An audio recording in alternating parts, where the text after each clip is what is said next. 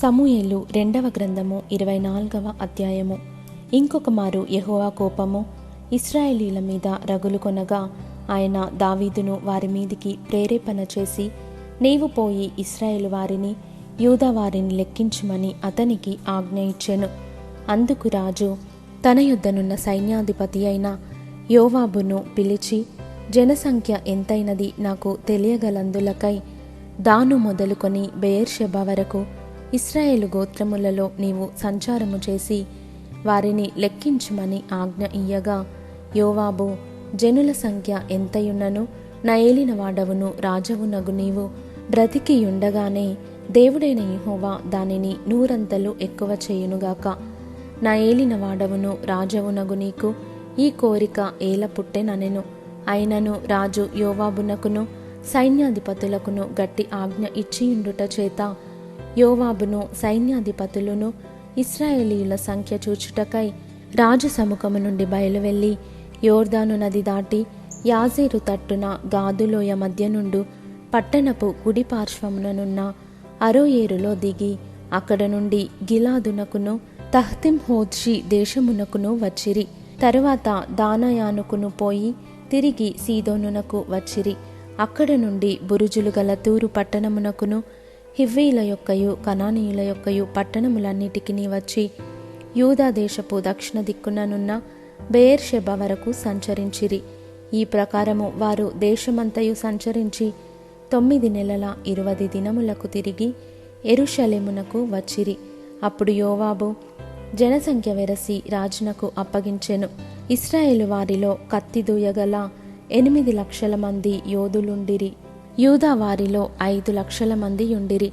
జనసంఖ్య చూసినందుకై దావీదు మనస్సు కొట్టుకొనగా అతడు, నేను చేసిన పని వలన గొప్ప పాపము కట్టుకొంటిని. నేను ఎంతో అవివేకినై దాన్ని చేసి తిని. యెహోవా కరుణయుంచి నీ దాసుడనైన నా దోషమును పరిహరింపుమని యెహోవాతో మనవి చేయగా, ఉదయమున దావీదు లేచినప్పుడు దావీదునకు దీర్ఘదర్శియగు గాదునకు యెహోవా వాక్కు ప్రత్యక్షమై ఈలాగు సెలవిచ్చెను. నీవు పోయి దావీదుతో ఇట్లనుము, యెహోవా సెలవిచ్చినదేమనగా, 3 విషయములను నీ ఎదుట పెట్టుచున్నాను. వాటిలో ఒక దానిని నీవు కోరుకొనిన యెడల నేనది నీ మీదికి రప్పించెదను. కావున గాదు దావీదు నొద్దకు వచ్చి ఇట్లని సంగతి తెలియచెప్పెను. నీవు నీ దేశమందు 7 సంవత్సరములు క్షామము కలుగుటకు ఒప్పుకొందువా? నిన్ను తరుముచున్న నీ శత్రువుల ఎదుట నిలవలేక నీవు 3 నెలలు పారిపోవుటకు ఒప్పుకొందువా? నీ దేశమందు 3 దినములు తెగులు రేగుటకు ఒప్పుకొందువా?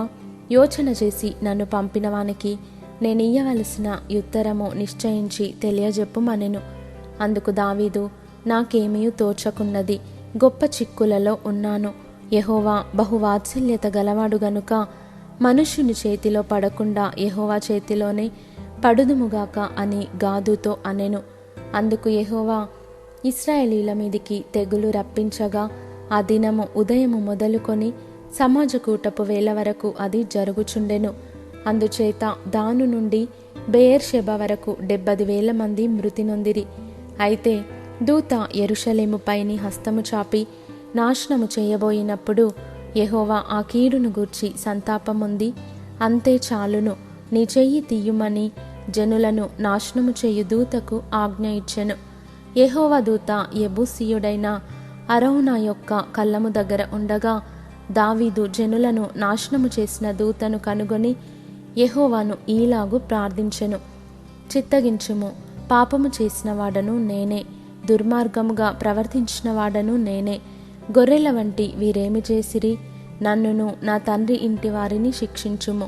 ఆ దినమున గాదు దావీదు నొద్దకు వచ్చి, నీవు పోయి యెబూసీయుడైన అరౌనా యొక్క కళ్ళములో యెహోవా నామమున ఒక బలిపీఠము కట్టించుమని అతనితో చెప్పగా, దావీదు గాదు చేత యెహోవా ఇచ్చిన ఆజ్ఞ చొప్పున పోయెను.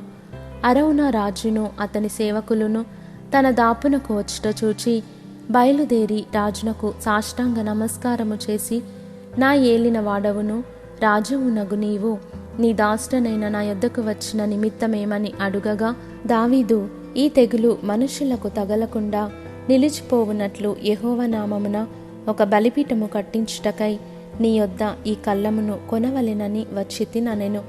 అందుకు అరౌనా, నా ఏలినవాడవగు నీవు చూచి ఏది నీకు అనుకూలమో దాన్ని తీసుకొని బలి అర్పించుము. చిత్తగించుము. దహన బలికి ఎడ్లున్నవి, నూర్చుకర్ర సామానులు కట్టెలుగా అక్కరకు వచ్చును. రాజా, ఇవన్నీయు అరౌనా అను నేను రాజునకు ఇచ్చుచున్నానని చెప్పి నీ దేవుడైన యెహోవా నిన్ను అంగీకరించునుగాక అని రాజుతో అనగా, రాజు, నేను అలాగు తీసుకొనను. వెల ఇచ్చి నీ యొద్ద కొందును. వెల ఇయ్యక నేను తీసుకొనిన దానిని నా దేవుడైన యెహోవాకు దహన బలిగా అర్పించనని అరౌనాతో చెప్పి ఆ కళ్ళమును ఎడ్లను 80 తులముల వెండికి కొనెను. అక్కడ దావీదు యెహోవా నామమున ఒక బలిపీఠము కట్టించి దహన బలులను సమాధాన బలులను అర్పించెను. యెహోవా దేశము కొరకు చేయబడిన విజ్ఞాపనలను ఆలకింపగా ఆ తెగులు ఆగి ఇశ్రాయేలీయులను విడిచిపోయెను.